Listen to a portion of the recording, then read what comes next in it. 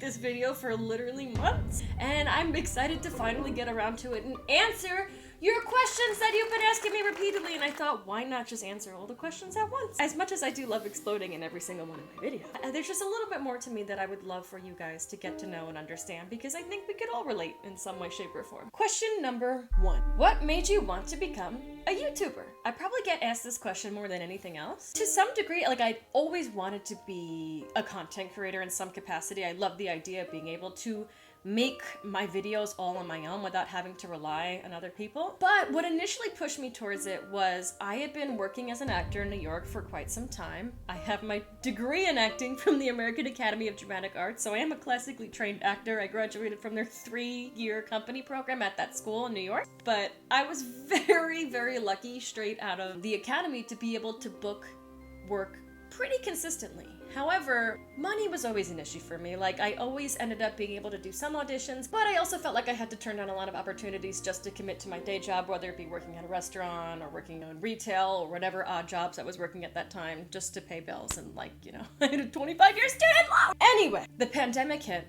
I had finally had a consistent waitressing job or serving job, whatever you want to call it. I had finally moved out of my parents' house for the millionth time. I was finally able to, like, just be free and be an adult and, like, live independently and go out on auditions again. And I was like, yes, I finally have my life together. And then COVID hit, and I was like, great. Like, I can't do this cycle anymore. I can't work in retail. I can't work as a waitress. I can't do it! At that point, I had been in the service industry for way too long, and I couldn't do it anymore. I couldn't live to serve other people. I was just losing my mind. So I said, you know what? I don't care if I embarrass myself anymore. I am downloading TikTok. I'm making videos. I'm gonna figure it out. I don't know how I'm gonna do it. I'm just gonna figure it out. Anything just to get me out of this situation, because I can't move back in with my parents. I was over it. So I didn't care if I embarrassed myself anymore. So I started doing trends and making videos, but then I realized at the time, especially when TikTok had first really blown up during the pandemic, is that the most popular thing to do was to use, like, trending sounds and audio. So I thought to myself, why not just create trending sounds and audio? So I started the Barbie series. Yay! Which leads me into my second question. Which of your videos makes you cringe the most? I think the further back you go into my videos, the more you're gonna cringe. I went through, like, my old Instagram feed, and I'm like, what is going on? What in the face app is this? Oh, God! No, but honestly, I think in terms of my videos, going back and watching the Barbie series from my early days on TikTok, it was a different time. Pretty much all my videos, like from 2020 to 2021, really make me cringe. So I don't think there's a particular one, but if I had to say it, I would just say the Barbie series in general. I'll leave, like, a link to it at the end of this video so you can binge watch all of that and have nightmares. Yay! Question number 3.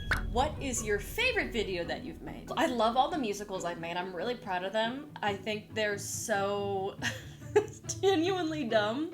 Like, I just love brain rot content that requires a lot of effort. But for me, my favorite video is my Dance Nationals video that I did. And that also answers another question, question number 4. What is the most difficult video you've ever made? It's also the Dance Nationals video. Not just, like, choreographing the dances for the Dance Nationals video, but actually having to do them was very difficult for me. I used to compete in dance in high school. I was very lucky to happen to go to a public high school that had a nationally ranked dance team. That was not a normal thing. I tried out for the team not thinking I was gonna make it, and then I did, and then I was like, oh. A lot of the girls on the team had been dancing since they were 2. I had started dancing when I was, like, 11, and I loved dancing, but I really couldn't do anything more than, like, I had really great flexibility on both my legs, but I had no center split. I could not do a toe touch if my life depended on it. At the time, I didn't know how to do turns in second, and the most I could do was, like, a triple pirouette. But besides that, I wouldn't push it. Now they're doing, like, team aerials. But when it came to doing that video, I had to go and I had to rent out a studio space because I'm actually doing those turns in the video. Yes, I'm editing it to look like I'm doing 4 turns in second in a row, which I cannot do, obviously. But I had to rent out studio space because I can't do turns on my fabric green screen. I had to find somewhere that had a flat surface that I could turn on that was also green so I could key out the background. It was just, the whole thing was a lot of effort, But I'm honestly so proud that I was able to choreograph 4 routines, very much so based on University of Minnesota and the Ohio State dance team's routines from January of 2025. I'm not taking credit for their choreography, it was based on that. So I'm really proud of how it all came together. It was very difficult. It probably took like over a week to make, just consistently working for a week. Also, another thing is I'm not 14 years old anymore dancing with my high school. There's only so much I could edit, so a lot of it I actually did have to do, and I had to reteach myself. I had to get back my flexibility. I left that studio like sore for a week, but it was worth it, and I plan on making another one soon, hopefully like that. Yeah, that's my favorite video, and it's also the most difficult one I ever made. Now, question number 5. This is an obvious one, but who is your favorite character? It's Joshua. Joshua's just like initially started as like the iPad kid, but has evolved to become so much more. Joshua is immortal. Joshua has been the same age for the last 5 years. He wears the same outfit every day. I've grown to love him so much. He is just this immortal being. He has transcended through time and space over the course of many years. And I think everyone else has grown to love him. He's just a fan favorite. In a world full of Jasons, be a Joshua. Question number 6. It's getting a little spicy! But I do get asked this question a lot because I don't really talk about it. But are you dating anybody? And the answer is, I haven't dated in a very long time. The need for validation and the need for trying to fill a void when I feel a little bit lonely has kind of dissipated, and I just don't feel that anymore. When I first moved to LA, I was really excited because when I lived in New York, I never really dated seriously because I always knew that I was gonna move here, and I was always much more career-driven than I was relationship-driven. When I first moved to LA, I really put in the effort. Like, I was like trying to date as much as I possibly could and find a meaningful connection with somebody. I'm like, there's gotta be one person out here that like wants the same things as me. I learned very quickly that even though the people I was dating were older, it didn't mean they were any more mature or any more respectful. I got stood up at least 5 times dating over the course of that 1 year I did date in California. And it made me just feel worthless. I felt like every time I would date somebody, I always felt like I was on a roster with so many other people. Although I don't think there's anything wrong with wanting to date multiple people at once, especially if you're not in a committed relationship or if you're polyamorous, that's a different thing. But for me, I'm not that way, and I always felt like I was competing for someone's love and never getting it in return. And it's this endless need for validation, especially that like a lot of us women are brainwashed into thinking that we need validation from other people, especially from men, to feel like we're wanted or worthy. And I don't feel that anymore. I just don't feel this need to be with someone just for the sake of being with someone. I also hate the narrative of like, oh, don't worry, you'll find someone. Don't worry, you'll find someone. I'm like, I'm not worried. Like, I'm genuinely at peace for the first time in my life, for the most consistent period in my life. And I feel like if someone were to come into my life that would really change my perspective on this, great. But I'm not actively looking for it anymore just because it's very draining. And I don't think anyone should have to feel pressured to date just for the sake of making other people happy, because that defeats the entire purpose of it. And that leads into question number 7. I love that people are even asking this question. Do you support LGBTQ? Could you imagine if I was like, no, I'm not JK Rowling, don't worry. I'm pansexual myself. I don't really talk about it too much because I really just don't date anymore. And I'm very excited to live somewhere where I could openly be pansexual. It's never been a struggle for me. Like, I never had to like come out to my parents and be disowned by them. My brain, I don't understand the concept of only being attracted to one gender. Like, for me, it's always just been a person by person case. I've always been for the girls' gays and we gotta protect the dolls. No funny business. It's not even like a political thing. It's just like, I think it's basic human decency. Question number 8?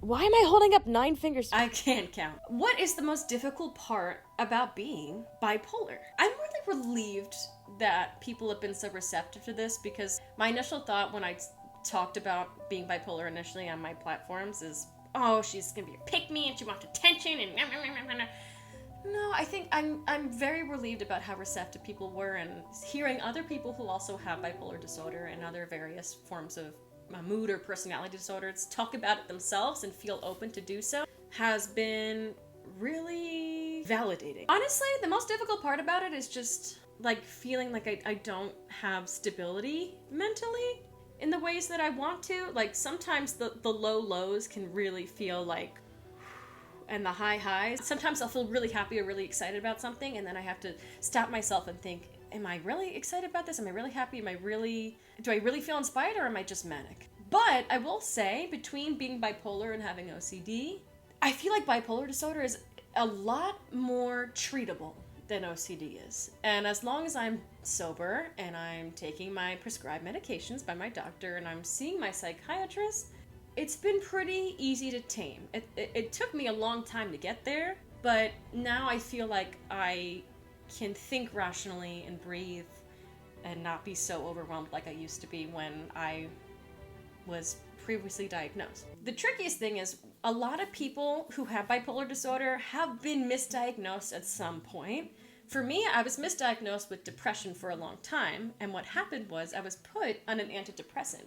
Now, this could be really dangerous because if you are truly bipolar and you're put on an antidepressant, it could trigger a manic episode, which made me go into like this manic anxiety spiral that my doctors were like, oh no, we messed up. But once I finally got the right diagnosis, it was a lot easier to treat it. In terms of anything mental health related, I'm gonna leave off by saying make sure you are getting care from a medical professional. Again, don't ever self-diagnose yourself. You might have an idea of what you might be, and you can communicate that with your doctors. I think with mental health in general, it's a combination of trusting your own instincts, but also leaving it to medical professionals to give you a proper diagnosis, and therefore also being able to give you proper treatment. Number 9, are you an alien? If I said I was, would you believe me? My conspiracy theory with aliens is that they're literally just here to go on vacation. They're here to go to Disney. Like, their most alien sightings have been seen in places that have Disney parks. Coincidence? I think not. I think they just want to go a little bit gay. It's no coincidence. Like, my God, let them go on vacation. I don't think it's that serious. Number 10, I think. Where are you from? So, yes, I am from New York. But I'm from Long Island, New York. Now, most people from Long Island will never want to say they're from Long Island because it's like the less cool version of New York, I guess. But ironically, Long Island is one of the most stereotypical parts of New York. The best pizza and the best bagels you ever have in your life. I don't care what anyone says. I don't care what Jersey says. I don't care! Okay? Best food you ever have in your life is from Long Island. I'm not kidding. There's something in the water there. Where I grew up, it was a very Italian neighborhood. Very stereotypical, like everyone talks like this, everyone talks with their hands. I grew up in a very stereotypical Italian-American family. My family, when they first moved here from Italy, moved to Brooklyn, and then they moved to Long Island. So yeah, I grew up on Long Island. And then when I turned 18, I moved to the city to go to school. I lived in the dorms. The city is Manhattan. And then I lived in the dorms, which were in Manhattan. And then I moved to the Bronx, Fordham Heights. And then I moved to Clinton Hill. Then I moved to Bed-Stuy. Then I moved to Crown Heights. Then I moved back home to Long Island. I moved all over New York, really, over the course of many years. What I hated the most about Long Island is that 7 months out of the year, it is just freezing.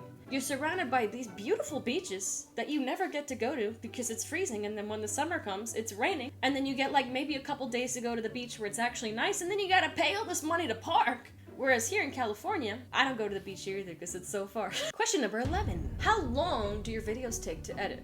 It depends. A minimum of like just a solid day. I'm talking like waking up at 9 and going to bed at like 2 of just editing. That's a regular video. For the musical parodies, that could take like probably 3 solid days of editing. That I'm talking like 12-hour days. It's the art of making it look easy when it's not. I mean, for now, for me, it's gotten easier to do. It's just time consuming. I guess anywhere from like 12 to 36 hours for a regular video. Question number 12. What is your favorite movie? One of my biggest fixations is Coraline. I love Coraline. It is my favorite movie. Something about the details of how they handmade every little piece of every little flower in the garden, and all the details of just bringing this stop animation movie to life using hundreds of thousands of different 3D prints is so thrilling to me. I love Coraline! When I did a Coraline themed trip 2 years ago, I went up to Seattle where they had the Leica exhibition, and they actually had the Pink Palace and the garden and Coraline herself, they had all the little mice and all the props, and they had the mango milkshake chandelier. It was just all the little details, and seeing them in real life, that's the coolest part about it that people don't understand. When you see a movie like Shrek or any other like 3D animated movie, that all that solely lives on a computer. But a movie like Coraline, where it's stop animation, you could go there right now, or wherever it is. I don't know where the Pink Palace is right now, but that Pink Palace is a physical house. It exists. You could touch it. It's real, and that's what's so exciting to me. And it's all miniature.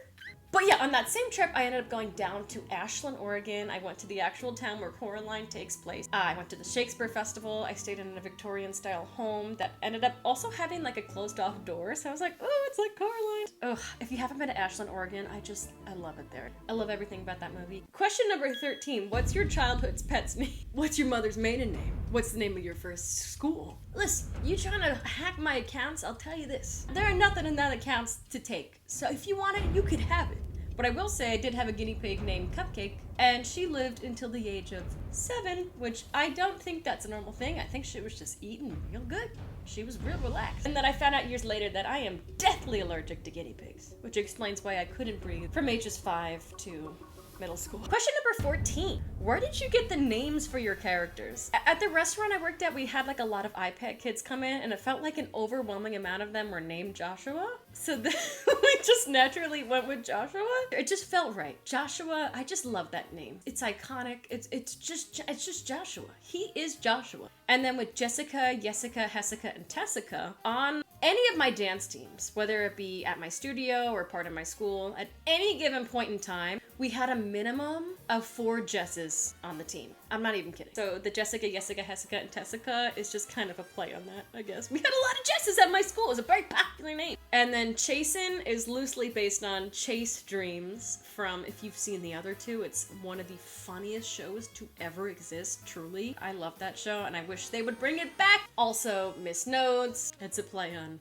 the word nodes, meaning that your vocal cords are cut off and you can't sing. And then for the teacher, Miss Melons. That one I'll let you figure out on your own. Number 15, what's one of your favorite moments you've had with Scott and all of your besties? Okay, Cass plays Roblox, I see you. One of my favorite moments with Scott, Frenzel. After VidCon in 2024. No, I just remember we were like chatting and debriefing on like all the exciting things that had happened that weekend, and it was just such night and day from like my 2023 VidCon where I was just really alone and felt really out of place, to then 2024 VidCon where I finally had a group of friends and I finally got to know Scott and everybody there on another level. We just like talked about the future and all the things that we were looking forward to and all of his music that he's excited about doing, and it's just like a core memory in my mind. VidCon 2024 was definitely a very special year. Not that I didn't like VidCon 2025, I just think there was something magic in the air in 2024. Question number 16.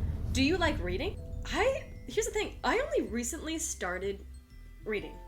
I'm so embarrassed. Like, I genuinely have never really enjoyed reading because I am slightly dyslexic. So reading, and just between that, not having great vision, being farsighted, having a lazy eye, it's never been an enjoyable thing to sit down and read a book. But recently I discovered the magic of audiobooks, and I've been reading a lot of them. My favorite is reading autobiographies. What kicked me off was I had the privilege of meeting Madison Beer in person. Literally one of the kindest celebrities I've ever met in my life. And then I found out she had a book called The Half of It that was just like excerpts about her life that humanized her in many ways. And I read that, the audiobook version, and I was like, ooh, I really like that book. That really helped me in so many ways. And it also humanized her on so many levels, because I think a lot of times we think of celebrities as being up here and we're all down here, that I was like, oh my god, like I felt like I could relate to her in so many things, and I learned so much from reading that book, and I learned so much from her.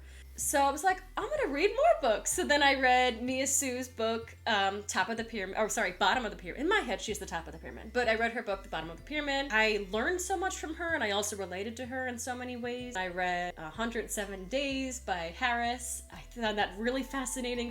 Like her just saying the T on all the other politicians that like did or didn't endorse her. I just found that like, yeah. I love like learning the T, but also learning some lessons from people I feel like I can kind of relate to. But if you have any book recommendations for me, let me know. Number 17, I think. I really should have written this down. What's your favorite musical? Ooh, unpopular opinion alert! I have my big 3 favorite musicals, okay? Number 3, Jesus Christ Superstar, even though it's technically a rock opera instead of a musical, whatever. I got to see that live with Cynthia Erivo and Adam Lambert at the Hollywood Bowl. If you haven't seen it live, it truly was like, it was the best performances I'd ever seen in my life, truly. Like, love Jesus Christ Superstar. My second favorite musical is Phantom of the Opera. Okay, when you get it though. I got to see Ciara Bacchus in her last ever performance as Christine Daae in New York, ever. And it was just incredible. I love the Phantom of the Opera. My number 1 favorite musical is Love Never Dies. I love that musical. If you don't know Love Never Dies, it's the sequel to Phantom of the Opera. And what I loved about it is that it takes place on Coney Island in like the late 1800s, early 1900s. Where like the Phantom moves to Coney Island, he starts like the freak show there, and it's just, I love it because my family grew up in Coney Island, or they grew up in Bensonhurst, which Coney Island was like their main place growing up. I would have loved for them to have been able to see it and like see old Coney Island being brought back to life, because it's burnt down so many times, but you know, the time has passed, they're all dead. Dead. Most of them, dead. So, whatever, I hope they're able to revive it. I really wish it would have come to New York. It would have done great in New York. But yeah, that came out when I was in middle school. So that had a big imprint on my life. Question number 18. If you could be in any movie or TV show, what would it be? I would love to be in Squid Games USA. But we'll see. I'm gonna manifest that one on my own. Question number 19. What's your advice for creators that want to get started? 2 things I will always tell people. Number 1 is stop it. Stop worrying about what other people are gonna... People are gonna judge you no matter what. You could be the most beautiful person on the face of the earth, the most unproblematic person, the most talented person. Doesn't matter. People are still gonna judge you. Literally just do what you want to do. Make the videos you want to make. Because I think for a long time what stopped me from even wanting to post on Instagram Reels was like, oh, I'm so embarrassed. Like, what if, like, people from my high school see this? Girl, they don't care. Nobody really cares nearly as much as you think they do. So, don't be afraid to post because you're afraid of what other people might think. They're gonna think. They're gonna send their... Like, they're gonna do that. They're gonna send videos to each other. Be like, haha, did you see what so-and-so posted? Ha ha ha. Let them do that. Honestly, the cost of success, especially as a content creator, is embarrassment. So it's okay to be a little embarrassed, but you can't live your whole life worrying about, oh my god, I'm so embarrassed about... Just do it. Just do it! Nobody cares, okay? And the second most important thing I would say is don't forget to post on every platform. Don't think you're too cool for one platform. I don't want to post on YouTube Short. Just post on any platform that has short form content or whatever form of content that you're aiming to make. Post on every single one. Don't just post on TikTok. Don't just post on YouTube. Don't just post on Instagram or Snapchat. Post on every single one, including Facebook, including RedNote. Like, just post on as many as you can. That way you can grow your audience in all directions. That way if something happens like where TikTok gets banned, or if YouTube's down for a day, or if there's a problem with Instagram, you're not relying on one audience and one audience only. I think when TikTok was at risk of being shut down, it was scary, but I was really grateful that I had you guys on other platforms as well. That way I wouldn't lose the connections I've made with all of you. So post on as many platforms as you possibly can, especially when you're starting out. Don't act like you're too cool for Snapchat, I'm telling you that. And last but not least, question number 20, the question you've all been waiting for. How many plushies do you got? I got a lot of plushies, and I'm gonna go through it right now, okay? Every single one has a story. This is the first Meow I ever won. I won this at VidCon. It's interesting, I actually didn't win this one. So, we were playing one of the, like, what's the game with the ball? You slide the ball. I'll think of it in a second. Someone else had actually won this one. I got second place, but she couldn't fit this on the plane with her, so she traded the smaller one for this one. Well, I traded for this one, and now this is my son, actually.